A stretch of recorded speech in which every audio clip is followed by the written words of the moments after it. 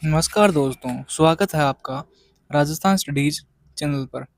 आज हम constitutional values and fundamental duties संवैधानिक मूल्य एवं मौलिक कर्तव्य के बारे में बात करने वाले हैं, जिसके अंदर बीए, बीएससी, बीबीए, बीसीए की फोर्थ सेमेस्टर की एग्ज़ाम होने वाली है 18 तारीख को। उसमें पूछे जाने वाले क्वेश्चंस के बारे में हम देखेंगे। जो भी इम्पोर्टेंट क्वेश्चंस हैं उनके बारे में हम आज डिस्कशन करने वाले हैं। तो चलिए आज का वीडियो स्टार्ट करते हैं। पहली यूनिट से क्वेश्चन रहने वाला है, संविधान क्या है। ये क्वेश्चन वेरी इंपॉर्टेंट है। ये आपको 2 नंबर के क्वेश्चन में ज़रूर मिलेगा। इसका आंसर है, संविधान किसी देश का सर्वोच्च मूल कानून है।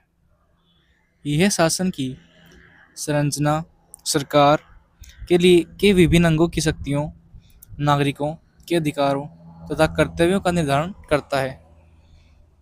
अगला क्वेश्चन, संघीय गणराज्य से क्या अभिप्राय है।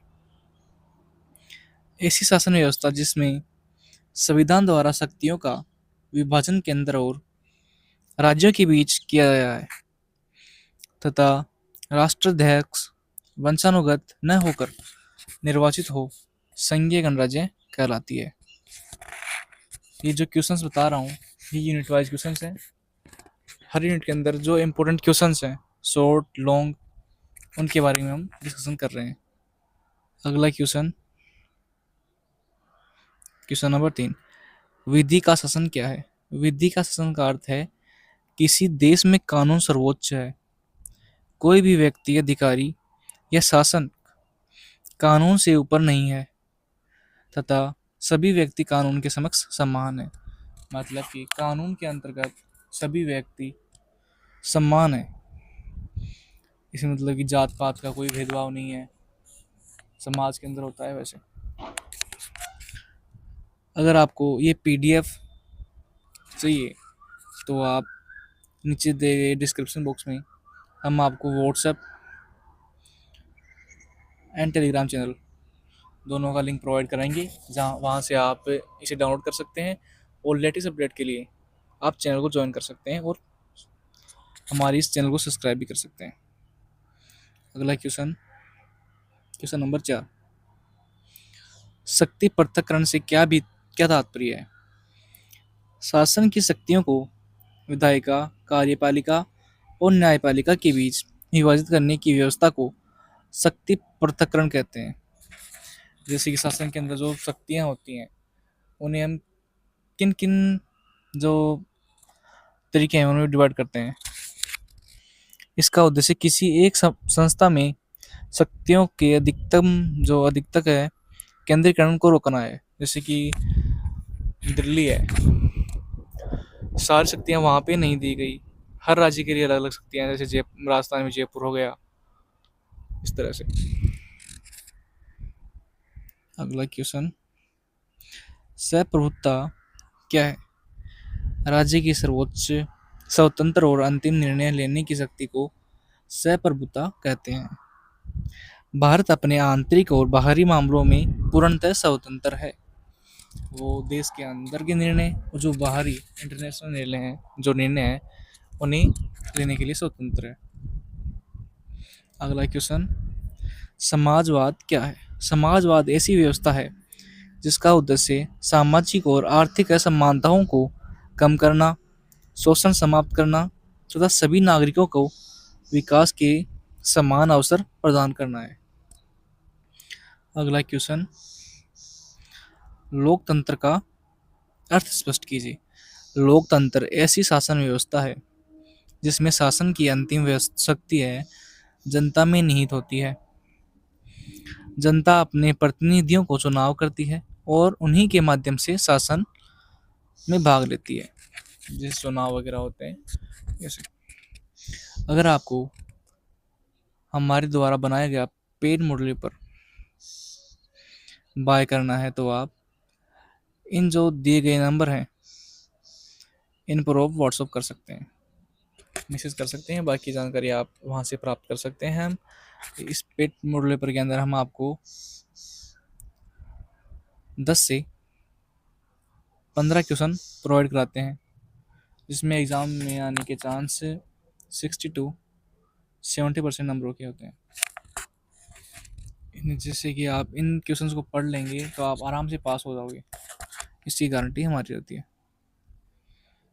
इसके लिए आपको व्हाट्सअप नंबर दिख जाएंगे, आप उन पर मैसेज कर सकते हैं। अगला क्वेश्चन है, गणराज्य किसे कहते हैं? ऐसी शासन व्यवस्था जिसमें राष्ट्राध्यक्ष वंशानुगत राजा न होकर प्रत्यक्ष या अप्रत्यक्ष रूप से निर्वाचित होता है, गणराज्य कहलाता है। जो पहले के जो राजा महाराजा थे, उनमें क्या प्रथा थी? राजा है, जो राजा है उसका बेटा ही अगला राजा बनेगा। लेकिन यहाँ जो हमारा गणराज्य है, इसके अंदर हम जो लोग रहते हैं वो चुनाव करते हैं, इस तरह से। अगला क्वेश्चन है, धर्मनिरपेक्षता क्या है? धर्मनिरपेक्षता का अर्थ है किसी राज्य का अपना कोई आधिकारिक धर्म नहीं होता है तथा वह सभी धर्मों के प्रति सम्मान व्यवहार करता है, जो धर्म को नहीं मानता है बेसिकली। अगला क्वेश्चन है, सर्वधर्म समभाव से क्या तात्पर्य है? सभी धर्मों के प्रति सम्मान बहिष्णुता तथा सद्भाव की भावना को सर्वधर्म समभाव कहते हैं। ये जो आपको नंबर दिख रहे हैं, इन पर आपको व्हाट्सएप मैसेज करना है। अगला जो इसी जो यूनिट है, ये यूनिट इसी का और लघु जो दीर्घोत्तरीय पर्सन है उनको देखते हैं हम, लॉन्ग आंसर बेसिकली। भारतीय संविधान की प्रमुख विशेषताएं लिखिए। ये क्वेश्चन इंपॉर्टेंट है। भारतीय संविधान विश्व के महत्वपूर्ण लोकतांत्रिक संविधानों में से एक है। इसकी प्रमुख विशेषताएं निम्नलिखित हैं। लिखित और विस्तृत संविधान, पहला जो पॉइंट है ये है लिखित और विस्तृत संविधान। भारत संविधान एक लिखित और विस्तृत संविधान है। सहप्रभुता, भारत अपने आंतरिक और बाहरी मामलों में स्वतंत्र है। अगला जो पॉइंट है तीसरा, समाजवादी राज्य। संविधान सामाजिक और आर्थिक असमानताओं को कम करने का लक्ष्य रखता है। धर्मनिरपेक्ष राज्य, राज्य सभी धर्मों के प्रति सम्मान व्यवहार करता है। लोकतांत्रिक शासन, शासन की अंतिम शक्ति जनता में निहित होती है। गणराज्य क्या है? भारत का राष्ट्राध्यक्ष निर्वाचित होता है। संघीय व्यवस्था क्या है? शक्तियों का विभाजन केंद्र और राज्यों के बीच किया जाता है। अगला पॉइंट क्या है? विधि का शासन, सभी नागरिक कानून के समक्ष समान है। स्वतंत्र न्यायपालिका, जो न्यायपालिका है स्वतंत्र रूप से कार्य करती है। मौलिक अधिकार और कर्तव्य, संविधान नागरिकों का अधिकार प्रदान करने के साथ कर्तव्यों का भी निर्धारण करता है। निष्कर्ष क्या है इसका? भारतीय संविधान लोकतंत्र, न्याय, स्वतंत्रता, समानता और बंधुत्व के आदर्शों पर निर्धारित करता है। अगला क्वेश्चन है फर्स्ट यूनिट का, विधि के शासन की अवधारणा स्पष्ट कीजिए। विधि का शासन लोकतांत्रिक शासन का आधार है। इसका अर्थ है कि देश का शासन व्यक्तियों की इच्छा से नहीं बल्कि कानून के अनुसार संचालित होता है। इसकी प्रमुख विशेषताएं, कानून सर्वोच्च है, कोई व्यक्ति कानून से ऊपर नहीं है, सभी नागरिक कानून के समक्ष समान होते हैं, सरकारी अधिकारियों में कानून के अधीन है, तो नागरिकों के अधिकारों की रक्षा न्यायालय द्वारा की जाती है। निष्कर्ष क्या है? विधि का शासन मनमानी सत्ता को रोकता है और नागरिक स्वतंत्रता की रक्षा करता है। ये जो हमने सामाजिक विज्ञान जो पढ़ा है संविधान के बारे में, वही क्वेश्चन हैं। अगला क्वेश्चन है, शक्ति पृथक्करण के सिद्धांत को समझाइए। शक्ति पृथक्करण का सिद्धांत शासन की शक्तियों को तीन प्रमुख अंगों में विभाजित करता है। विधायिका कानून बनाती है। कार्यपालिका क्या करती है? कानूनों को लागू करती है। न्यायपालिका कानूनों की व्यवस्था कर, जो व्याख्या है वो करती है और न्याय प्रदान करती है। इस सिद्धांत का उद्देश्य किसी एक अंग में प्रत्यक्ष शक्ति के केंद्रण को रोकना है। जैसे कि अलग अलग जो क्या बोलते हैं उसको, जैसे विधायिका, कार्यपालिका, नगरपालिका है, इनका अलग अलग कार्य है।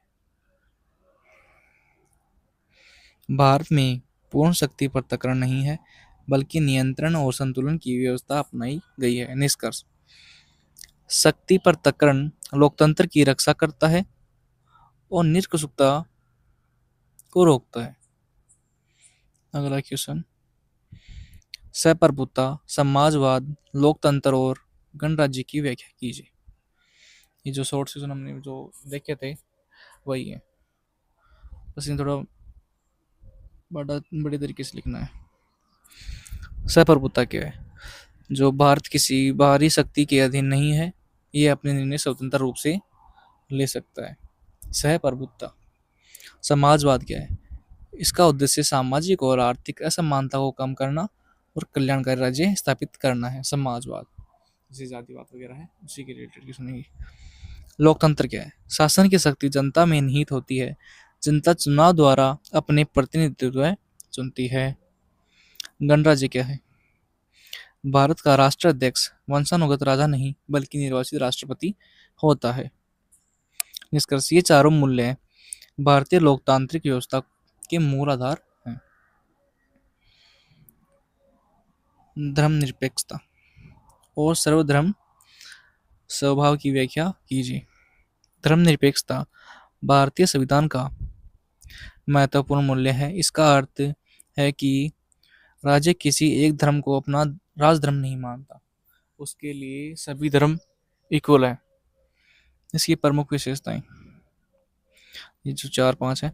सभी धर्मों को सम्मान, प्रत्येक नागरिक को धार्मिक स्वतंत्रता, धर्म के आधार पर भेदभाव का निषेध और राज्य द्वारा सभी धर्मों के प्रति सम्मान का व्यवहार। सर्वधर्म समभाव का अर्थ है कि धर्मों के प्रति सम्मान और सद्भाव रखना। निष्कर्ष है इसका, धर्मनिरपेक्षता और सर्वधर्म समभाव भारत की धार्मिक विविधता में एकता बनाए रखने में महत्वपूर्ण भूमिका निभाता है। अगला जो यूनिट है कॉन्स्टिट्यूशनल वैल्यूज, उसके बारे में देखते हैं। सामाजिक न्याय क्या है? ये क्वेश्चन भी इम्पोर्टेंट है। सामाजिक न्याय क्या है? जिसमें जाति, धर्म, लिंग, भाषा, जन्म के आधार पर भेदभाव समाप्त करके सभी व्यक्तियों को सम्मान और अवसर प्रदान करना सामाजिक न्याय है। समाज के लिए जो बराबर है। आर्थिक न्याय, आर्थिक शोषण और अत्यधिक आर्थिक असमानता को कम करके सभी व्यक्तियों को आजीविका और विकास के उचित अवसर प्रदान करना आर्थिक न्याय है। ये जो क्वेश्चंस हैं इन्हीं के अंदर इसके उत्तर है। इसमें ऐसे कि आर्थिक वाला, इसमें आर्थिक शब्द हाईलाइट है, और जैसे सामाजिक न्याय के अंदर सामाजिक है। देखो राजनीतिक न्याय क्या है? सभी नागरिकों को बिना भेदभाव के मतदान करने, चुनाव लड़ने, राजनीतिक प्रक्रिया में भाग लेने के समान अवसर प्रदान करना राजनीतिक न्याय है। हम इसी जो ये VSC वाला पेपर है, इसी के लिए हम और इम्पोर्टेंट क्वेश्चन लाएंगे। वन शॉट एक वीडियो और बनाएंगे, उसको देखने के लिए आप पहले हमारे चैनल को सब्सक्राइब कर लीजिए, जिससे आपको पता चल जाए जब हम वीडियो डालें तब आपको वो पता चल जाए। अगला क्वेश्चन, स्वतंत्रता क्या है? संविधान और कानून की सीमाओं के भीतर व्यक्ति का विचार, अभिव्यक्ति, विश्वास, धर्म और उपासना की स्वतंत्रता प्राप्त होना स्वतंत्रता है। समानता क्या है? सभी व्यक्तियों को कानून के समक्ष समान माना जाता है और बिना अनुचित भेदभाव के सम्मान अवसर प्रदान करना समानता है। देख लो, इन्हीं क्वेश्चन के अंदर ही इनका आंसर है समानता, मतलब कि सभी के साथ सम्मान व्यवहार कानून के जो दायरे में है, उसके लिए।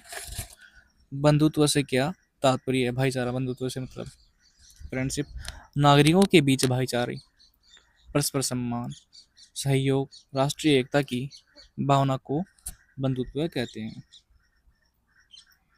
व्यक्ति की गरिमा क्या है? प्रत्येक व्यक्ति के सम्मान, स्वतंत्रता, अस्तित्व, मानवीय मूल्य को स्वीकार करना व्यक्ति की गरिमा कहलाती है। राष्ट्रीय एकता और अखंडता से क्या अभिप्राय है? राष्ट्रीय एकता का अर्थ है सभी नागरिकों में एक राष्ट्र होने की भावना, जबकि अखंडता का अर्थ है देश की भौगोलिक और राजनीतिक एकता को बनाए रखना। अगला क्वेश्चन है, सामाजिक, आर्थिक और राजनीतिक न्याय का वर्णन कीजिए। भारतीय संविधान की प्रस्तावना में 3 प्रकार के न्याय का उल्लेख किया गया है। इसमें पहला है सामाजिक न्याय। सामाजिक न्याय के अंदर जाति, धर्म, लिंग और जन्म के आधार पर भेदभाव समाप्त करना है। आर्थिक न्याय क्या है? जिसमें आर्थिक शोषण और असमानता को कम करना तथा आजीविका के उचित अवसर देना है। राजनीतिक न्याय क्या है? सभी नागरिकों को राजनीतिक प्रक्रिया में समान भागीदारी का अवसर देना। इसका जो निष्कर्ष है वो देखते हैं। इन तीनों प्रकार के न्याय का उद्देश्य एक न्यायपूर्ण और समानतापूर्ण समाज की स्थापना करना है। अगला क्वेश्चन, स्वतंत्रता के विभिन्न रूपों को जो का वर्णन करना। इसके जो प्रस्तावना, स्वतंत्रता के जो नियम है वो निम्नलिखित है। जिसमें क्या है? विचार की स्वतंत्रता होती है, अभिव्यक्ति की स्वतंत्रता होती है, विश्वास की होती है और धर्म की स्वतंत्रता होती है, और एक उपासना की। स्वतंत्रता व्यक्ति के व्यक्तित्व के विकास और लोकतंत्र की सफलता के लिए आवश्यक है। समानता और संवैधानिक मूल्य को समझाइए।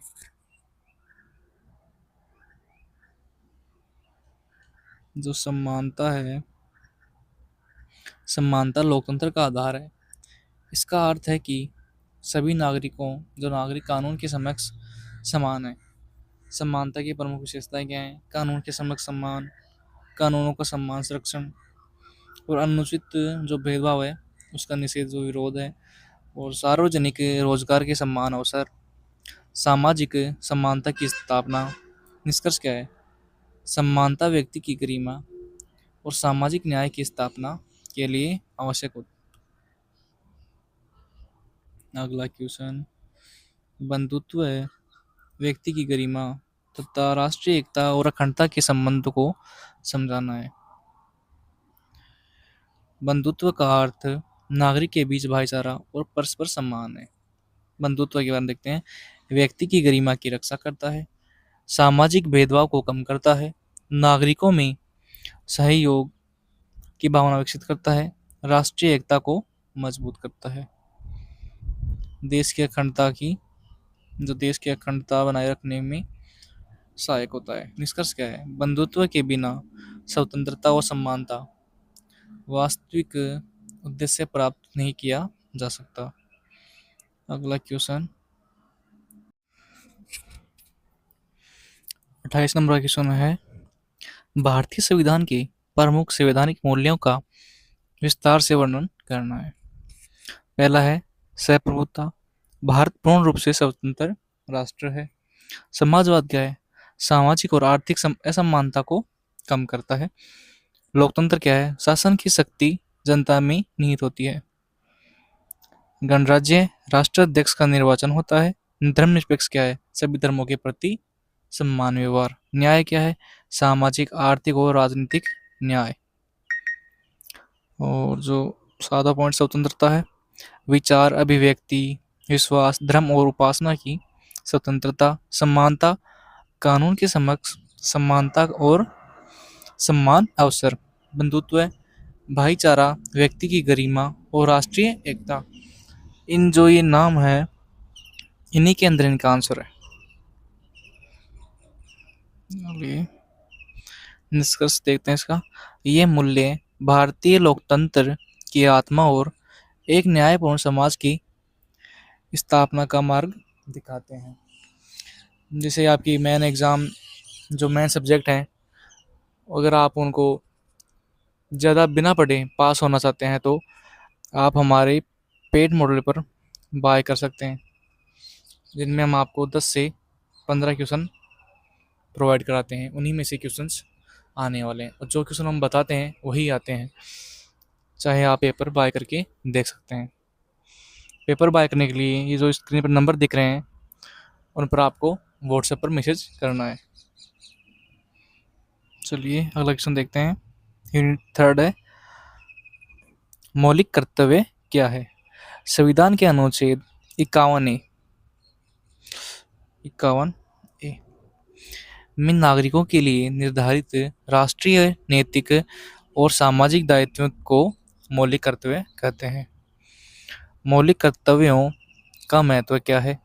मौलिक कर्तव्य नागरिकों में राष्ट्रभक्ति, अनुशासन, सामाजिक जिम्मेदारी, पर्यावरण संरक्षण और राष्ट्रीय एकता की भावना को विकसित करता है। प्राचीन भारतीय कर्तव्य बोध से क्या तात्पर्य है। प्राचीन भारतीय विचार मतलब जो पहले के थे उनके हिसाब से में व्यक्ति के अधिकारों से अधिक उनके परिवार, समाज, प्रकृति और राष्ट्र के प्रति दायित्व पर बल दिया गया। इसी विचार को प्राचीन भारतीय कर्तव्य बोध कहा जाता है। धर्म की अवधारणा क्या है। प्राचीन भारतीय विचार में धर्म का अर्थ केवल धार्मिक पूजा नहीं नहीं था, बल्कि धर्म का व्यापक अर्थ नैतिक कर्तव्य, सदाचार, न्याय और समाज की व्यवस्था को बनाए रखना था। अगला क्वेश्चन, मौलिक कर्तव्यों की कानूनी स्थिति क्या है। मौलिक कर्तव्य सामान्यतः न्यायालय द्वारा सीधे लागू नहीं कराए जा सकते। जो मौलिक कर्तव्य हैं वो न्यायालय के द्वारा सीधे लागू नहीं किए जा सकते। इन्हें गैर न्याय संगत माना जाता है, लेकिन संसद इसके जो इनके पालन के लिए कानून बना सकती है। सभी 11 मौलिक कर्तव्यों का वर्णन करना है, तो चलिए देखते हैं उनको। पहला है संविधान। जो संविधान है उसके आदर्शों और संस्थाओं, राष्ट्रीय ध्वज तथा राष्ट्रगान का सम्मान करना, स्वतंत्रता संग्राम में प्रेरित महान आदर्शों का पालन करना है, भारत की सहप्रभुता, एकता, अखंडता की रक्षा करना, देश की रक्षा करना, अनावश्यक जो आवश्यकता पड़ने पर राष्ट्रीय सेवा करना, सभी नागरिकों की जो समस्या जो समरसता और भाईचारा बढ़ाना, महिलाओं के सम्मान के विरुद्ध प्रथाओं का त्याग करना, भारत की समृद्ध सांस्कृतिक विरासत का संरक्षण करना, जो प्राकृतिक पर्यावरण की रक्षा करना, जीवों के प्रति दया रखना, वैज्ञानिक दृष्टिकोण, मानववाद तथा सुधार की भावना विकसित करना, सार्वजनिक संपत्ति की रक्षा करना, हिंसा से दूर रहना, व्यक्तिगत और सामूहिक गतिविधियों में उत्कृष्टता की ओर बढ़ना। अगला एक और है शायद, माता पिता या अभिभावक द्वारा 6 से 14 वर्ष के बच्चों को शिक्षा का अवसर प्रदान करना। निष्कर्ष, मौलिक कर्तव्य नागरिकों को जिम्मेदार और राष्ट्र के प्रति जागरूकता बनाते हैं। ये जो मौलिक कर्तव्य वाला क्वेश्चन है ये जरूर क्वेश्चन आने वाला है। ये क्वेश्चन आपको section A, section B, section C तीनों में मिल सकता है। अगला क्वेश्चन क्या है, मौलिक कर्तव्यों की प्रकृति, महत्व और आवश्यकता का वर्णन कीजिए। चलिए देखते हैं, प्रकृति देखते हैं पहले इसकी। ये नागरिकों के नैतिक दायित्व हैं। ये केवल भारतीय नागरिकों पर लागू होते हैं। ये सामान्यतः गैर न्याय संगत हैं। ये राष्ट्रहित और सामाजिक कल्याण पर आधारित होते हैं। महत्व देखते हैं 5 महत्व। नागरिकों में राष्ट्रभक्ति विकसित करते हैं। अधिकारी जो अधिकारों और कर्तव्यों में संतुलन पर स्थापित करते हैं। राष्ट्रीय एकता मजबूत करते हैं। पर्यावरण और संस्कृति की रक्षा में सहायक हैं। अनुशासित नागरिक समाज का निर्माण करते हैं। आवश्यकता। लोकतंत्र केवल अधिकारों में सफल नहीं हो सकता, नागरिकों का राष्ट्र, समाज और पर्यावरण के प्रति अपने दायित्वों का पालन भी करना चाहिए। निष्कर्ष क्या है? मौलिक कर्तव्य, जिम्मेदार नागरिकता और लोकतंत्र की सफलता के लिए आवश्यक है। अगला क्वेश्चन, प्राचीन भारतीय कर्तव्य बोध और धर्म की अवधारणा की जो व्याख्या है वो करनी है। प्राचीन भारतीय संस्कृति में कर्तव्य का अधिकतम अधिकतम महत्व दिया गया है। व्यक्ति को परिवार, समाज, प्रकृति और राष्ट्र के प्रति अपने दायित्वों का पालन करने की शिक्षा दी गई है। प्राचीन भारतीय विचार में धर्म का अर्थ केवल धार्मिक पूजा नहीं, इसका अर्थ था क्या था? नैतिक आचरण, सत्य का पालन, न्याय की रक्षा, सामाजिक अर्थव्यवस्था बनाए रखना, दूसरों के प्रति दायित्व निभाना। प्राचीन भारतीय परंपरा में अधिकारों की अपेक्षा कर्तव्यों पर अधिक बल दिया गया है। निष्कर्ष क्या है? आधुनिक मौलिक कर्तव्यों की भावना प्राचीन भारतीय कर्तव्य बोध और धर्म की व्यापक अवधारणा से जुड़ी हुई है। अगला क्वेश्चन है, मौलिक कर्तव्यों की कानूनी स्थिति का वर्णन करना है। चलिए देखते हैं। मौलिक कर्तव्य संविधान के अनुच्छेद 51 है। ये तो 51 अनुच्छेद और एक 11 नंबर का, ये देख के जाना है आपको ज़्यादा। इसकी कानून स्थिति प्रमुख विशेषताएं हैं। ये सीधे न्यायालय द्वारा लागू नहीं कराए जा सकते। इनके उल्लंघन पर स्वतः दंड नहीं मिलता। संसद इनके पालन के लिए कानून बना सकती है। न्यायालय कानूनों की व्यवस्था में मौलिक कर्तव्यों का सहारा ले सकती है। ये नागरिकों के नैतिक और संवैधानिक दायित्व हैं। निष्कर्ष क्या है? मौलिक कर्तव्य गैर न्यायसंगत होने के बावजूद संवैधानिक व्यवस्था में अत्यधिक महत्वपूर्ण स्थान रखते हैं। अगर आप किसी सब्जेक्ट का वीडियो देखना चाहते हैं नेक्स्ट, उसके लिए आप कमेंट कर सकते हैं किस टॉपिक के रिलेटेड अगला वीडियो चाहिए आपको। और पेड वॉलपेपर के लिए आप व्हाट्सएप पर मैसेज कर सकते हैं, वहाँ आपको अधिक जानकारी मिल जाएगी। आप वहाँ से जाके पेपर बाय कर सकते हैं। आपको ज़्यादा स्टडी से बचने के लिए आप पेपर बाय कर सकते हैं। अगला क्वेश्चन क्या है? मौलिक कर्तव्यों के प्रति न्यायपालिका के दृष्टिकोण का वर्णन कीजिए। भारतीय न्यायपालिका में मौलिक कर्तव्यों को संविधान के महत्वपूर्ण भाग के रूप में स्वीकार किया गया है। न्यायपालिका का दृष्टिकोण निम्न प्रकार है। मौलिक कर्तव्य नागरिक जिम्मेदारी को बढ़ाते हैं। जो नागरिकों की जिम्मेदारी है उसे बढ़ाते हैं, मतलब बेसिकली न्यायालय कानूनों की व्याख्या करते समय इनका उपयोग कर सकते हैं। पर्यावरण संरक्षण से संबंधित मामलों में इनका विशेष महत्व है। राष्ट्रीय सम्मान, सामाजिक सामाजिक व्यवस्था से जुड़े मामलों में इनका सहारा लिया गया है। न्यायपालिका अधिकारों और कर्तव्यों के बीच संतुलन पर बल देती है। निष्कर्ष क्या है?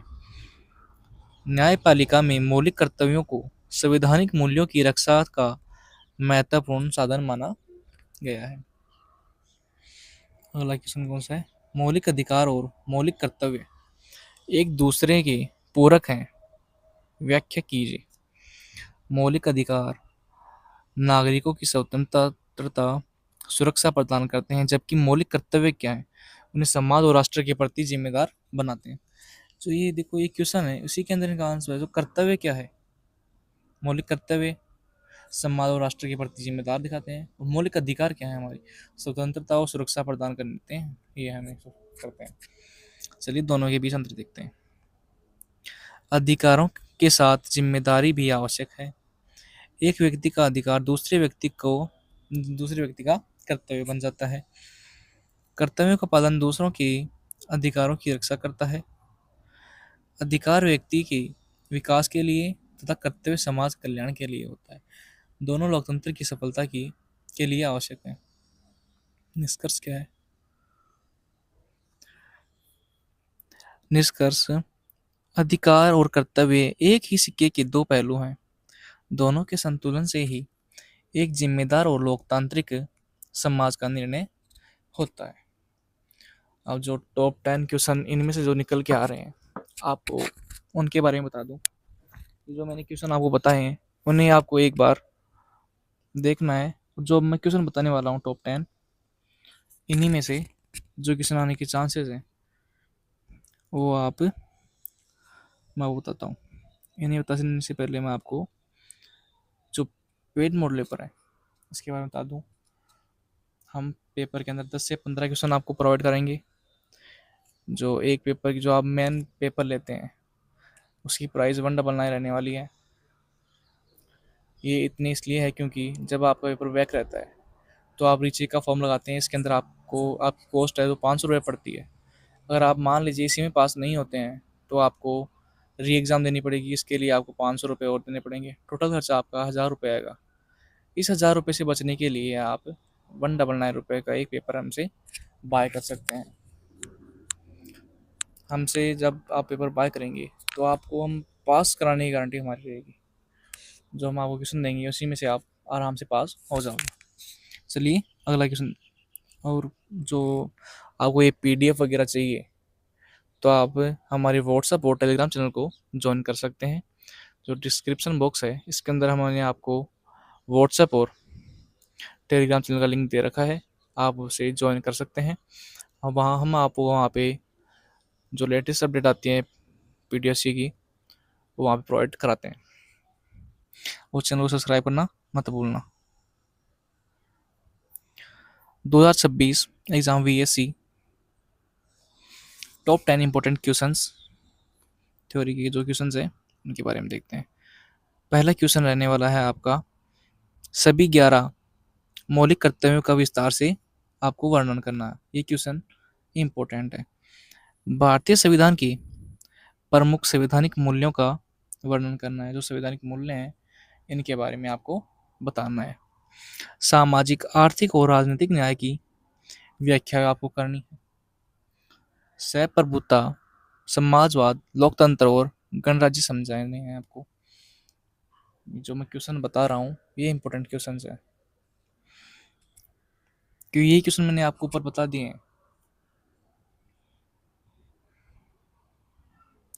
धर्मनिरपेक्षता और सर्वधर्म समभाव की व्याख्या करनी है आपको। छठवां क्वेश्चन है, स्वतंत्रता और समानता के संवैधानिक मूल्यों का वर्णन करना है। बंधुत्व, व्यक्ति की गरिमा और राष्ट्रीय एकता और अखंडता को समझाइए।